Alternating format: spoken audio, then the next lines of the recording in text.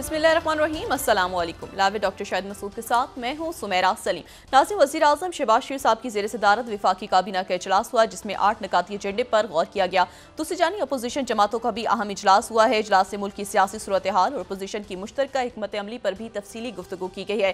जबकि पंजाब में election tribunal की तैनाती का केस सुप्रीम कोर्ट में समाअत के लिए मुकर्रर कर दिया गया है। चीफ जस्टिस साहब की सरबराही में सुप्रीम कोर्ट का 5 रुकनी बेंच 19 अगस्त को केस की समाअत करेगा। इसके अलावा भी दीगर मौज़ूआत पर आज हम गुफ्तगू करेंगे। स्टूडियो में हमारे साथ मौजूद है डॉक्टर शाहिद मसूद। अस्सलाम वालेकुम डॉक्टर साहब। वालेकुम जी, आपको डॉक्टर साहब, अपोजिशन इत्तेहाद की अहम बैठक हुई है, जिसमें मौजूदा हुकूमत के वादे पूरे ना होने पर अपोजिशन का इत्तेहाद मजबूत बनाने का भी इंदिया किया है।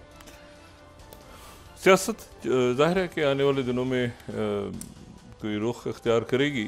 ये सारा जो सिस्टम है किसी हतमी कोई रुख इख्तियार करेगा। लेकिन उस सेट के सबसे पहले तो यौम आज़ादी मुबारक सबको। एक दिन पहले मैं इसलिए कह रहा हूँ कि जश्न आज से शुरू हो गया है और आज जो है वो यहाँ इस्लामाबाद में भी बड़ी तकारीब हैं और पब्लिक पार्क्स में हैं ताकि लोग वहाँ पे जाएं। और बाकी मुल्क के शहरों से भी यही इतलात आ रही हैं कि बड़े ज़बरदस्त अंदाज में जो है वो तमाम ही कौम निकलेगी बाहर। और लेकिन गुजारिश ये है बराए करम कि वो जो मतलब ऐसा कोई वाक़या ना हो कि जिसके नतीजे में हादसात वगैरह पेश आएँ, लोग दूसरे डिस्टर्ब हों, ऐसा कोई वाक़या ना पेश आए। लेकिन भरपूर अंदाज में 77 साल हो गए हैं पाकिस्तान को बने हुए। और उसमें जो है वो दूसरी बात यह है कि जो कौमी परचम बहुत जो है ना बच्चे बड़े सार घरों पे आगे पीछे वो सब नज़र आएंगे। ज़ाहिर है सुबह अभी मैं गया थोड़ी देर पहले तो अच्छी खासी ख़रीदारी हो रही थी उनके लिए और बड़े अजीब अजीब अंदाज में देखा मैंने। टोपियाँ भी हैं और जनाब चूड़ियाँ भी हैं और कपड़े भी हैं रंग झंडे के। तो यार ये तो फिर बड़ा ज़बरदस्त हो गया।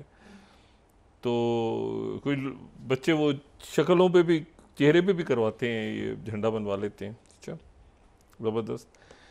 तो ये है कि लेकिन इसमें झंडे की जो है ना ये सब ख्याल रखें कि जो परचम है उसको उठाएं, उसको इज़्ज़त के साथ। परचम ये जो गली मोहल्लों में उड़ रहे होते हैं ना फौरी तौर पे फिर वो भूल जाते हैं लोग। तो झंडे चाहे वो कागज़ के हों चाहे वो कपड़े के हों, परचम की वो हिफाजत करना और उसका एहतराम करना बड़ा ज़रूरी है। तो एक दिन पहले 12 बज जाएंगे रात को, तो उसके बाद अभी से शुरू हो गया मैंने कहा ना सेलिब्रेशन जो है ना पूरी मुकम्मल तौर पे ऑन है। तो यौम आज़ादी मुबारक हो। दूसरी बात जो है वो ये है कि कशीदगी कल की जो कशीदगी कल पैदा हो, कशीदगी तो नहीं उसको मैं तो खैर इस अंदाज में लिया मैंने कि जो है वो बड़ा अच्छा हुआ कि एहतिसाब का एक अमल हमें होता हुआ नज़र भी आया। लेकिन क्या रुक गया है इसमें, क्या बहुत सी बातें मैं बहुत से लोगों से मैं सुन रहा हूँ। तो मुझे तो इसमें ज़्यादा इल्म नहीं है मामलात का।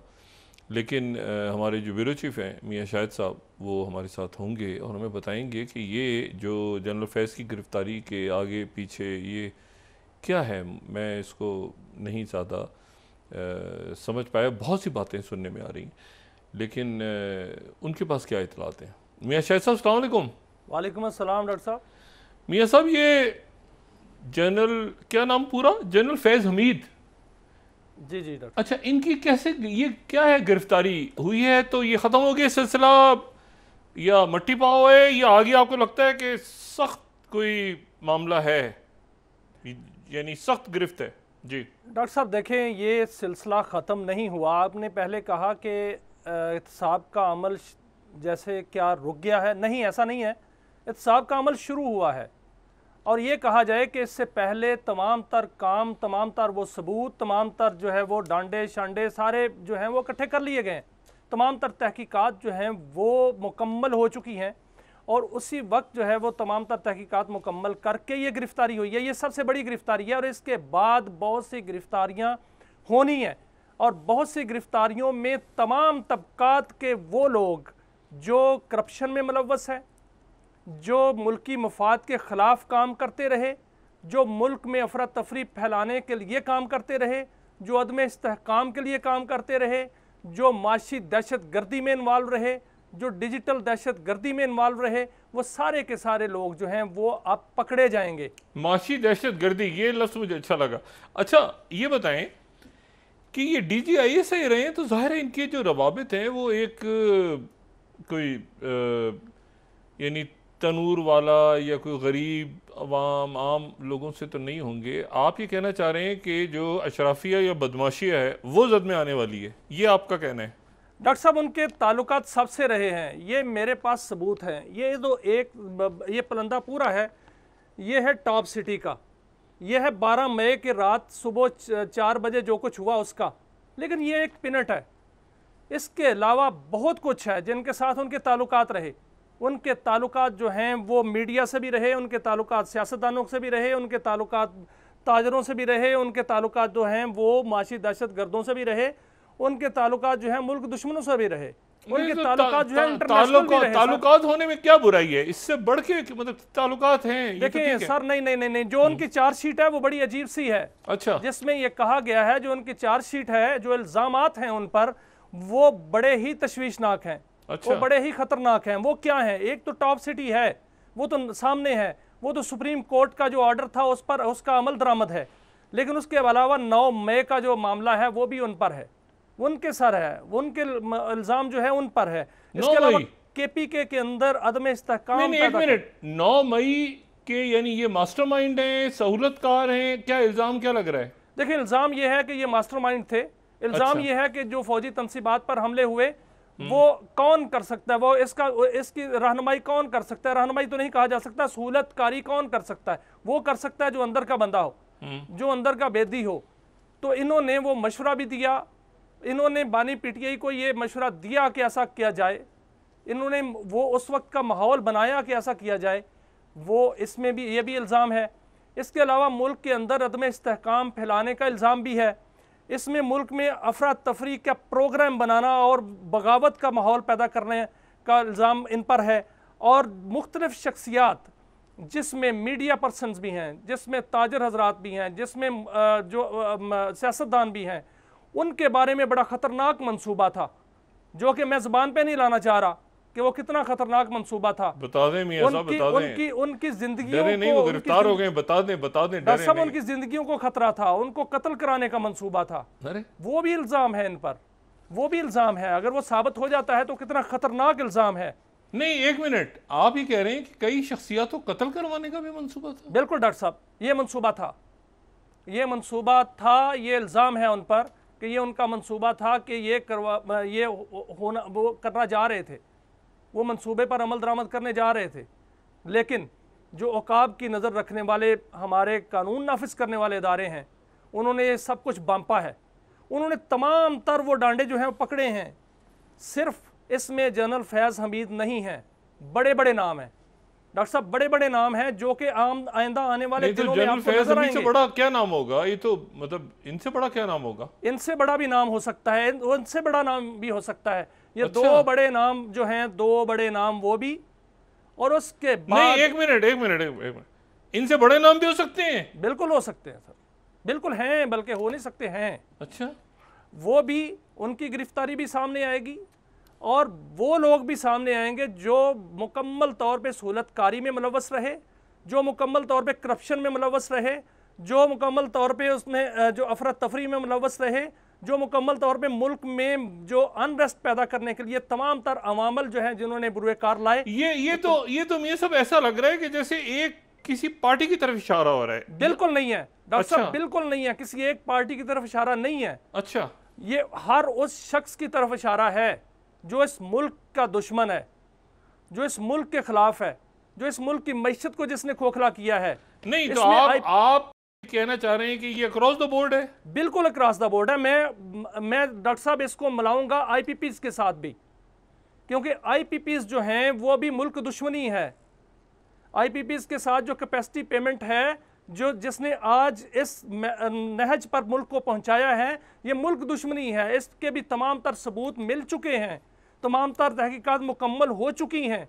अब सिर्फ और सिर्फ ये होना है कि टास्क फोर्स ने अमल दरामद कराना है, और वो अमल दरामद जो है वो होता हुआ सर नजर आएगा। अच्छा मियां साहब, मैं तो इसमें नहीं ज़्यादा, लोकल पॉलिटिक्स को कई सालों से मेरा सब्जेक्ट नहीं रहा, मुझे ये बताएं, जनरल फैज खान साहब के साथ थे या मुस्लिम लीग नून के साथ थे? कि उनका भी मैं उन एक दो वजीरों की बात सुन रहा हूँ तो मुझे समझ नहीं आ रहा, या वो पीपल्स पार्टी किसके साथ थे? मतलब कहाँ, मतलब कैसे उनकी मतलब किसके साथ किसके थे वो?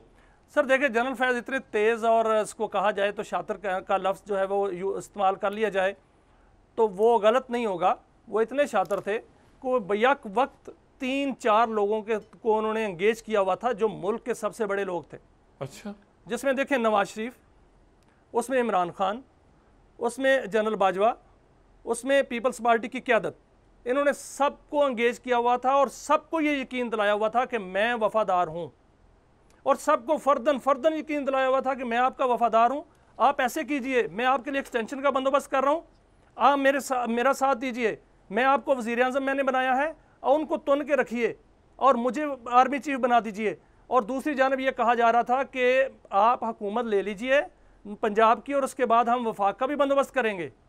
ये तीनों चारों जो पार्टीज़ हैं, जो क़यादतें हैं, उनके साथ वो राब्ते में थे और वो उस वक्त से राब्ते में थे जब वो DGC थे। उस वक्त वो हर एक को अपना यकीन दिलाते थे कि मैं वफादार हूँ, मुझे लाया जाए। नहीं, लेकिन चलें, ये बात भी ठीक है, हर एक से उन्होंने कह दिया, सो व्हाट? अब यानी आप ये कह रहे हैं कि अब बहुत संगीन मामलात हैं करप्शन के अलावा? बिल्कुल डॉक्टर साहब, असल में करप्शन जो है वो सबसे बड़ा जुर्म तो है, इसमें कोई शक नहीं।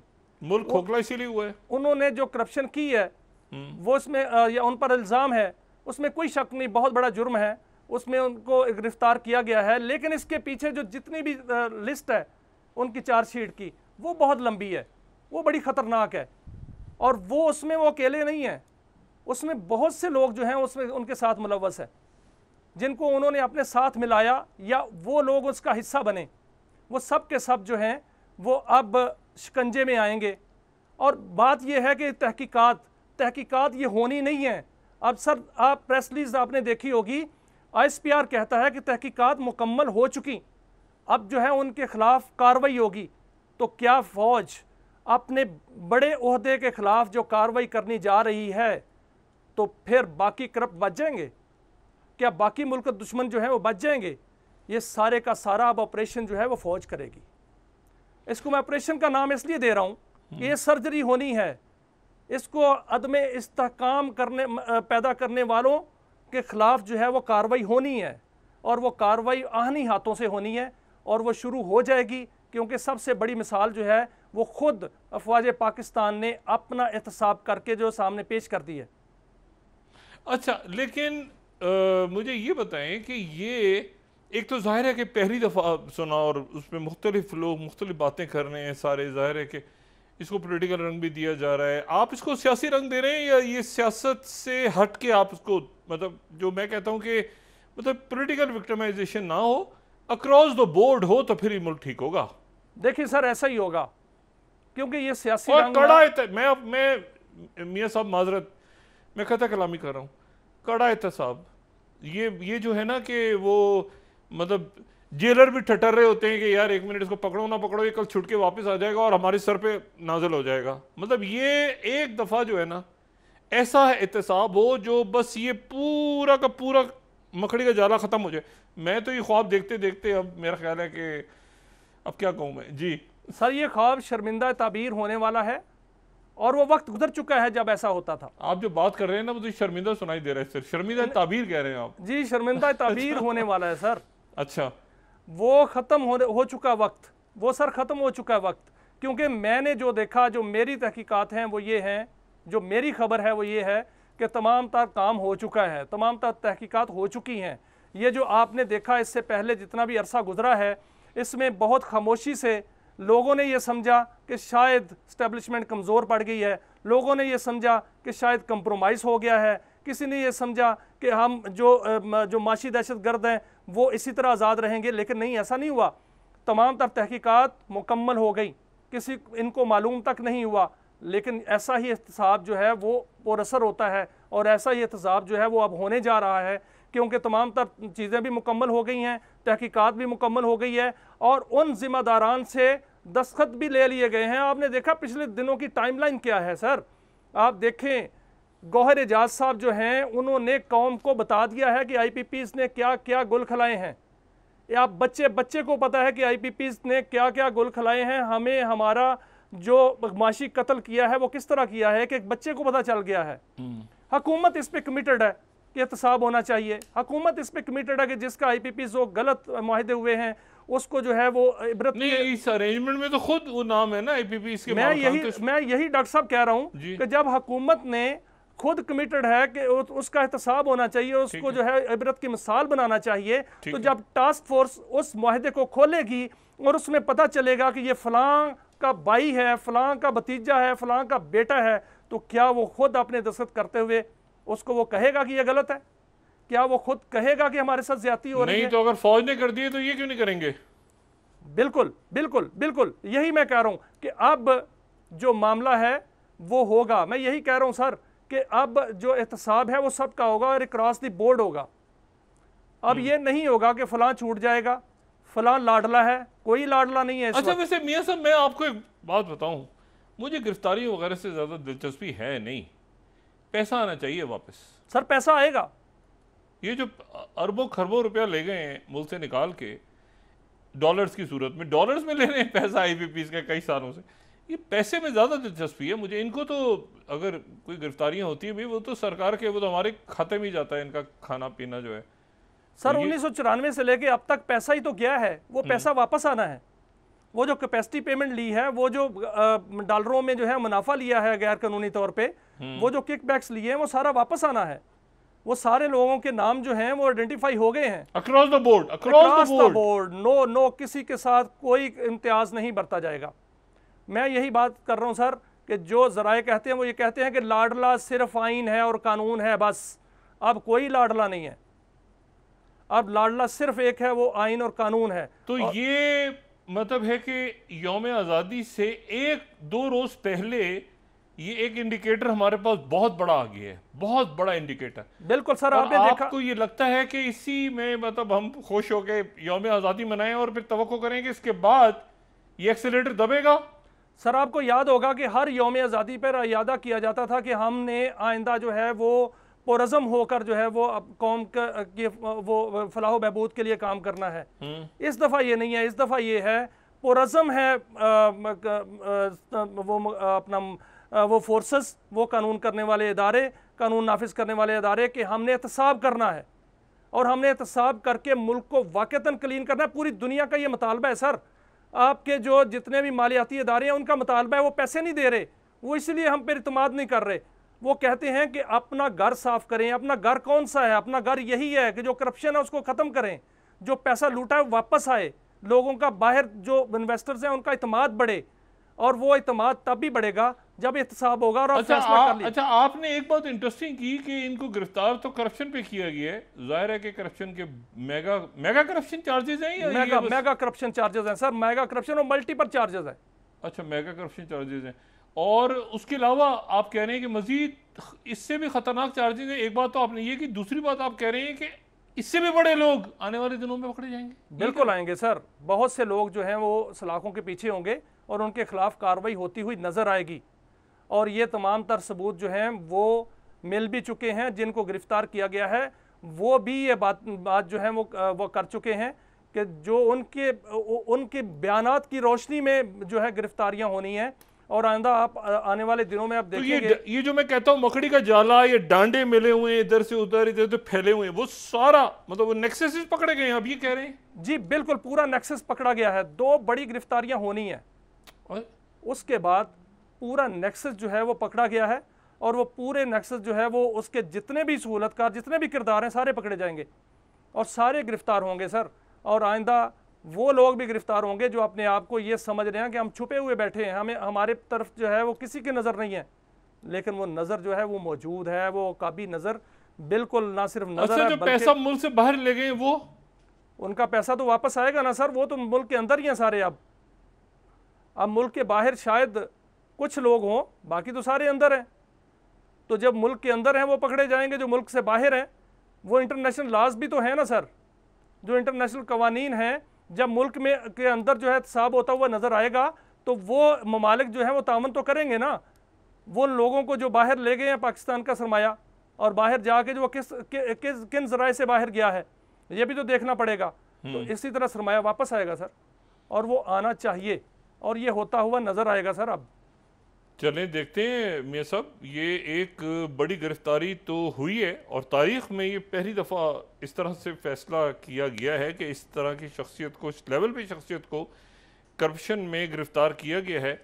और अगर इनको पकड़ा जा सकता है तो फिर बाकी जो हैं वो किस खेत की मूली है। लेकिन आप ही कह रहे हैं कि मज़ीद इनसे भी बड़ी गिरफ्तारियाँ या इनके बराबर की गिरफ्तारियाँ भी हो सकती हैं, और इन पर और संगीन इल्ज़ाम भी हैं, जो कि गालिबन मेरा ख्याल से वो जो सेकंड पैरा है उसका, उसमें वो मेंशन है।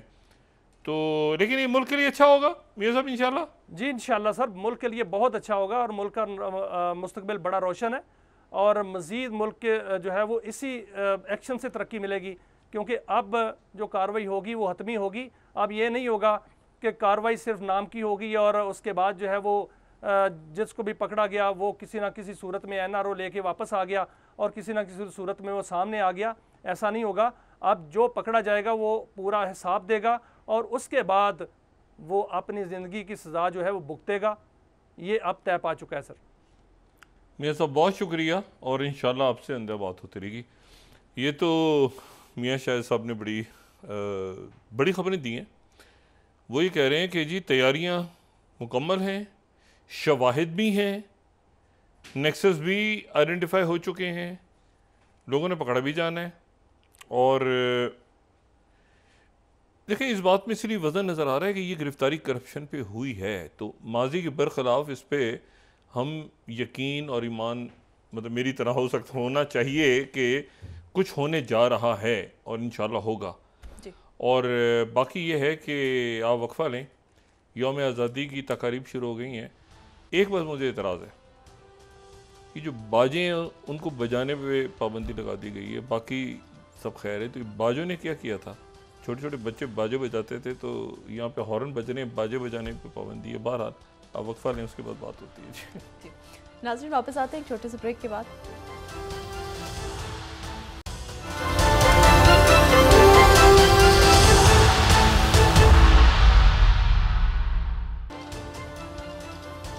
वेलकम बैक नाज़रीन। डॉक्टर साहब, हुकूमत की जानिब से आवाम को रिलीफ देने के लिए मुआशी प्लान तैयार किया जा रहा था, क्या हुकूमती जो प्लान है इससे आवाम को रिलीफ मिले?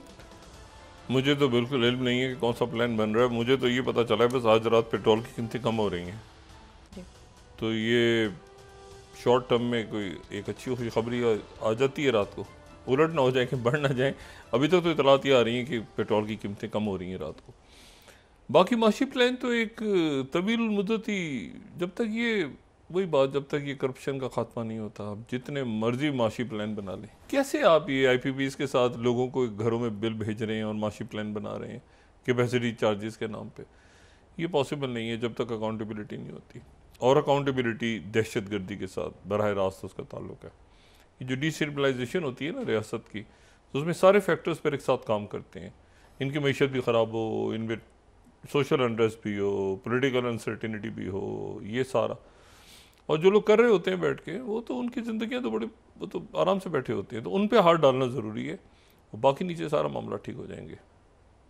दूसरी बात है वो अल्लाह ताला खैरियत से ये अगले 72 घंटे या उसके बाद जो 15 तारीख को परसों यानी कतर में और काहिरा में मुज़ाकरात होने हैं। अच्छा, अब ये जंगबंदी के हवाले से वो प्रेसिडेंट बाइडन ने जो मई में एक प्लान पेश किया था और ये कहा था कि इसको इसराइल ने पेश किया है और कोई इस पे इशू नहीं है, फिर अमेरिका उसको ले गया था अक़वाम मुत्तहिदा में, करारदाद मंजूर हो गई थी।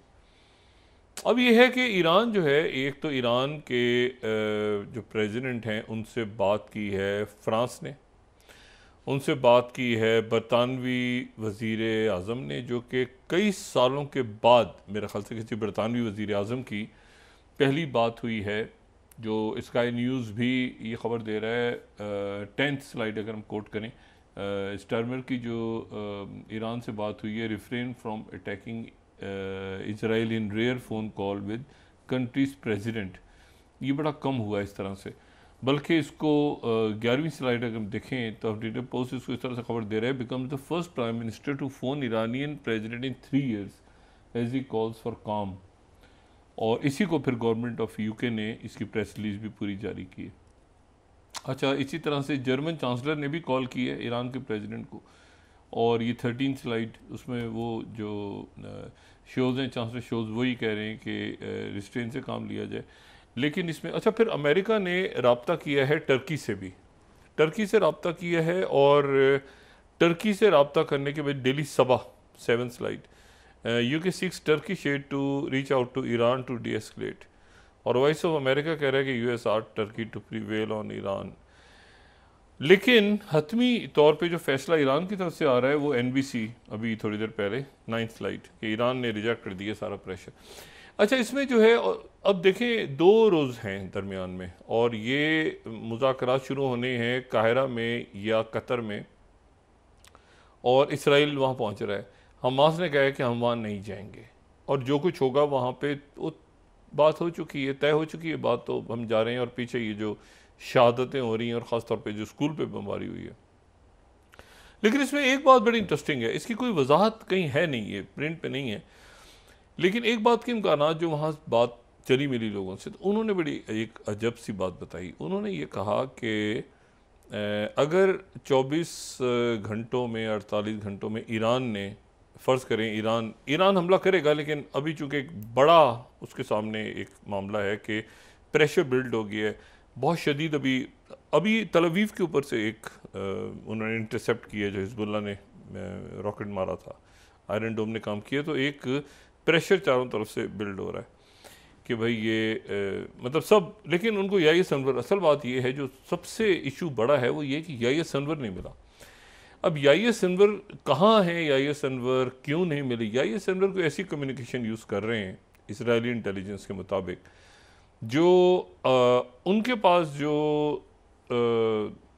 उस टेलीफोन को या उस कम्युनिकेशन को ट्रेस करने का सिस्टम नहीं है, और अमेरिकन के पास भी नहीं है। सवाल ये है कि अमेरिकन के पास भी नहीं है और इसराइल के पास भी नहीं है, तो कौन से मुल्क ऐसे हैं जो जिनकी कम्युनिकेशन सिस्टम याहिया सिनवर यूज़ कर रहे हैं? तो वो याहिया सिनवर बाहर की दुनिया से राब्ते में है, और उनका वो ज़ाहिर इलेक्ट्रॉनिक कर रहे हैं या जिस तरह से भी कर रहे हैं, लेकिन वो उनकी कम्युनिकेशन ट्रेस नहीं हो रही। और ये एक बहुत बड़ा सवाल खड़ा है कि कौन से मुल्क कर रहे हैं, मतलब वो नहीं समझ में आ रहा कि वो बाहर कैसे कम्युनिकेट कर रहे हैं। लेकिन इसमें जो मुज़ाकरात हैं उसमें एक बात बड़ी दिलचस्प हो सकती है, हो सकता है ना हो, लेकिन हो सकती है। वो ये है कि इसमें अभी तक हिस्सा ले रहे हैं हमास के वफ़द जा रहा है, जो कि शायद इस दफ़ा ना जाए। इसमें जा रहा है, इसमें कतर के लोग हैं, इसमें मिस्र के लोग हैं, इसमें अमेरिकन हैं, इसमें हो सकता है ईरान पहुंच जाए इस दफ़ा। और ये भी हो सकता है कि इसमें कहीं, मैंने कहा ना, ये बिल्कुल एक ऐसी बात है जो डिस्कस हो रही है आपस में, जिसका कोई हमारे पास कोई यानी बस डिस्कस हो रही है कि ईरान जो है वो मुज़ाकरात के अंदर जाके बैठे और वो बात करे। और इससे पहले इस्माइल हानिया जो है वो शहीद हो गए थे वहाँ जाके, तो हमास की क़यादत अंदर है, तो ये भी मुमकिन है कि हिज़्बुल्लाह भी बैठ जाए वहाँ जाके और वो बात करे कि जब ये सारे लोग बैठे हों।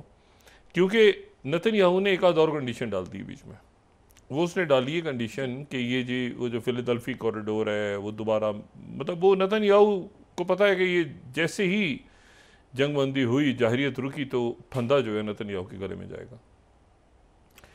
अच्छा, अब अगर हमास उसमें फ़र्ज़ करें नहीं जाती, या फ़र्ज़ करें वो एक ऑफिसर्स 2 अपने अहदेदार भेज भी देते हैं, लेकिन उसके साथ ईरान के लोग चले जाते हैं और हिज़्बुल्लाह के लोग भी चले जाते हैं कि अच्छा जी हम आ गए हैं, तो अभी बताइए ज़रा, तो उसके नतीजे में कतर और जो मिस्र है उनकी कोशिशों को बड़ी तक़वीत मिलेगी,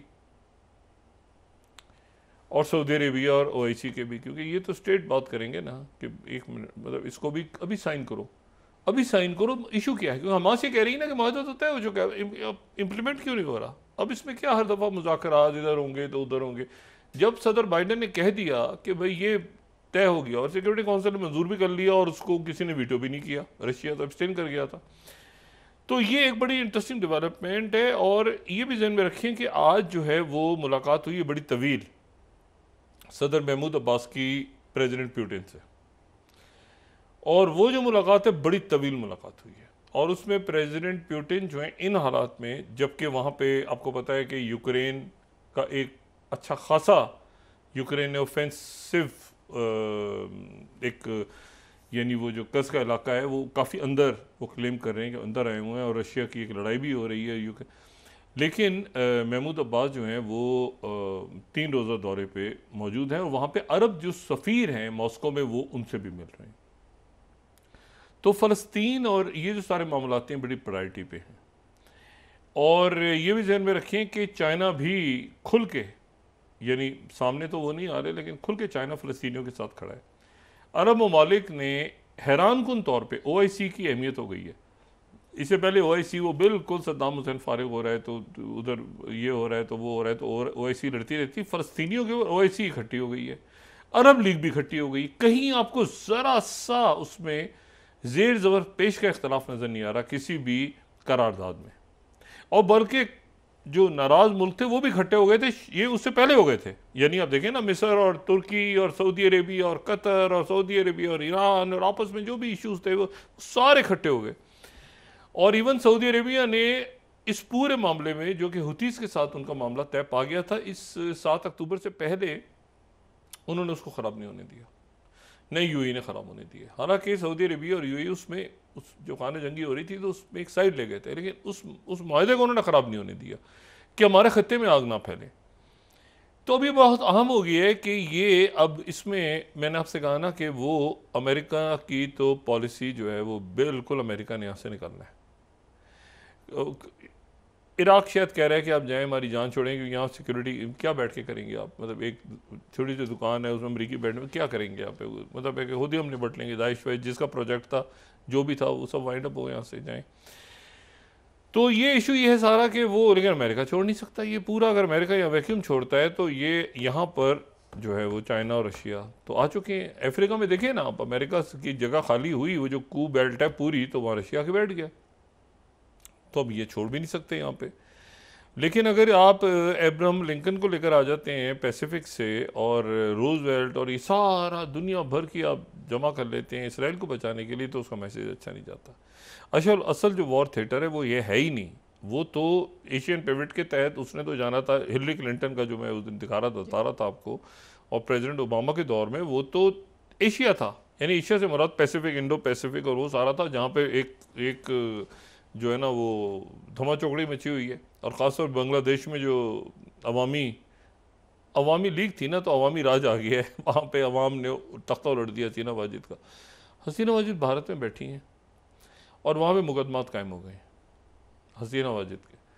और हसीना वाजिद जो हैं उन पे जो मुकदमात कायम हुए हैं वो गालिबन कत्ल के मुकदमात कायम हो गए हैं हसीना वाजिद पे बांग्लादेश में।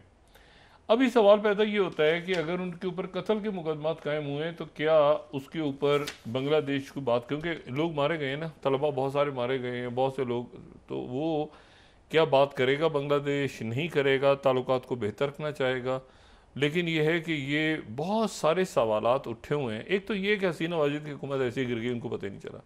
दूसरा, इंडिया को पता ही नहीं चला। मतलब ये बहुत सूरत हाल बड़ी वहाँ पे एक ऐसी है जो स्टेबिलिटी की तरफ जिसको जाना चाहिए। लेकिन मेरा ये ख्याल है कि ये ऐसे ही नहीं हो रहा, इसके अगले फेजेस आएंगे।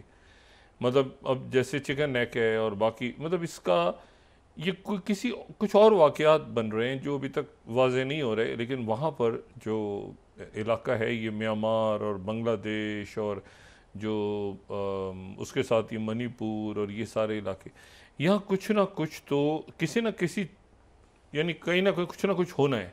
अब उसको रोकने का तरीका सिर्फ ये है कि जो सबसे पहले तो हम तो मशवरा दे सकते हैं, सबसे पहले तो ये कि अपनी रियासतों के अवाम से रब्ता करें मोदी सरकार, और वहाँ पर जो भी मामलात हैं जैसे तैसे करके, कोई कमेटी बन गई, कोई जैसे जिरगा बैठ गया, कोई इजलास हो गए, कोई अच्छा जी छोटी मोटी फ्लेक्सिबिलिटी दिखाई, कहीं उधर कांग्रेस चली गई, कोई लोग चले गए, कोई मीडिया के लोग चले गए, कोई देखा आगे पीछे शिकायत क्या हैं उसको, मतलब उनके साथ अपने लोगों को इंगेज करें।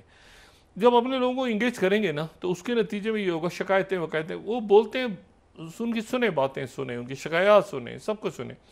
और बजाय इसके कि आप दूसरे मुल्कों में जाके इन्वेस्ट करें, आप कभी मालदीव में एक अड्डा बना रहे हैं, कभी इधर बना रहे हैं, उधर जाके आप कहें कि मैं ये मणिपुर में और म्यांमार में, और सॉरी मणिपुर में और मिज़ोरम में और बाकी जगहों पे हम अपने लोगों के लिए ये प्रोजेक्ट्स ऐलान कर रहे हैं। और ये जो हमारी जो इन्वेस्टमेंट है ये अपनी रियासतों पे होगी। अब हमारी इन्वेस्टमेंट ये आसाम पे होने जा रही है, मिज़ोरम पे, आप बांग्लादेश में, कभी इधर, कभी श्रीलंका। भाई मतलब अपने लोगों के ऊपर करेंगे ना, तो उसके नतीजे में देखिए, हमारा काम तो मशवरा देना है, उसके नतीजे में ये होगा कि लोगों के अंदर ये होगा कि भाई एक मिनट ठहरो, हमारी तो रियासत जो है यार, ये तो दूसरे रियासतों से आसपास जो है उनसे तो अच्छे हमारी ज़िंदगी है। जब आप उन्हीं लोगों के सर काट रहे होंगे, उन्हीं को मार रहे होंगे और उन्हीं को गालियां दे रहे होंगे, तो वो फिर क्या करेंगे अगर बंदूक नहीं उठाएंगे? तो अब ये है कि अब अगर ये हमारी मशवरा तो सुने, तो ये अपने लोगों के ऊपर उनको इत्मीनान करना चाहिए। और उसमें इशू ये है कि जो मगरबी बंगाल है वो भी डिस्टेबलाइज हो रहा है, क्योंकि कल्चर एक है ना, मगरबी बंगाल और मशरक़ी बंगाल तो 100 साल पहले, 125 साल पहले तो ये इकट्ठे थे तकसीम से पहले। अभी भी उनका कल्चर, उनकी बात, उनके सारी सकाफत और एक है। तो वहाँ से जो लोग आ रहे हैं वो ममता बनर्जी के लिए रोकना मुश्किल हो रहा है कि मगरबी बंगाल डिस्टेबलाइज ना हो जाए। तो ये है कि अब वहाँ पर पुलिस आ गई, फ़ौज चली गई बैरिक्स में, इलेक्शंस वगैरह, इस्लाहत वगैरह वहाँ पे हो रही हैं, एक सुकून सा ठहराव सा आ गया है। और उस ठहराव में बांग्लादेश के अब व्हाट नेक्स्ट, ये जो रीजन में क्या होने जा रहा है, क्या मोदी सरकार उसको संभाल लेंगे, या एक तो यह है कि अपोजिशन के साथ उनकी अच्छा है कि इस दौरान बातचीत भी हो रही है सबके साथ, लेकिन मुझे ऐसा लगता है कि ये जो चिकन नेक का इशू है ना, चिकन नेक ग्रैब हो जाएगी। चिकन नेक जो है ना, ये ऐसे ही नहीं हो रहा सारा, ये एक इसके पीछे पूरा जो है ना प्लानिंग है, जिसको ये इंडिया कैच नहीं कर पाया। और पाकिस्तान नहीं है इसमें, पाकिस्तान के अपने यहाँ पे मसले मसाइल बहुत ज़्यादा हैं। और पाकिस्तान जो है वो आप देखें कि दहशतगर्दी के ख़िलाफ़ इतनी सख्त पॉलिसी लेकर आया हुआ है, तो वो तो इस वक्त बिल्कुल पाकिस्तान अपने आप को स्टेबल करने की कोशिश कर रहा है, और मेरी दुआ है और इंशाल्लाह हो जाएगा। हमारा तो मैन मेड क्राइसिस है, लेकिन ये कि अपने लोगों पर इन्वेस्ट करें ना। मतलब कभी ये जब मालदीव के अंदर इन्वेस्ट कर रहे होते हैं जाके, अपने लोग मर रहे होते हैं भूखे, ये वही हुआ जो इसने किया ना सीना वाजिद, कि जी ऊपर बैठे हुए लोग सारे, और इतनी तरक्की हो गई, ये हो गया, वो हो गया। और ये जो सारे, आपको पता है सबसे ज़्यादा जो इनके ख़िलाफ़ एहतजाज हुआ है, वो जो कपड़ा सीने वाली ख़वातीन और बच्चे, जो इनका ख्याल था कि वो गारमेंट फैक्ट्रीज़ के अंदर, मुझे मेरी बड़ी सपोर्ट है, सबसे पहले वो लोग निकले हैं गारमेंट फैक्ट्रीज़ वाले। दुनिया भर में जो बहुत जगहों पे, अगर आप अमेरिका में भी जाएं और यूरोप में भी जाएं और ख़लीजी मुल्कों में भी जाएं, तो आपको रेडीमेड गारमेंट्स बांग्लादेश के मिलते हैं, बड़े खूबसूरत कपड़े मिलते हैं। तो ये इनकी मार्केट, लेकिन वही लोग एहतजाज करने निकले हुए थे अपनी फैक्ट्रियां बंद करके। तो उसको पता चला कि जी जो ट्रिकल डाउन इफेक्ट है ना, लोगों तक पहुंचना, तो ये अपने लोगों तक पहुंचे, बजाय इसके कि बयानात दें और जनाब गालम गलूच और दूसरे मुल्कों में इन्वेस्ट करें जाके।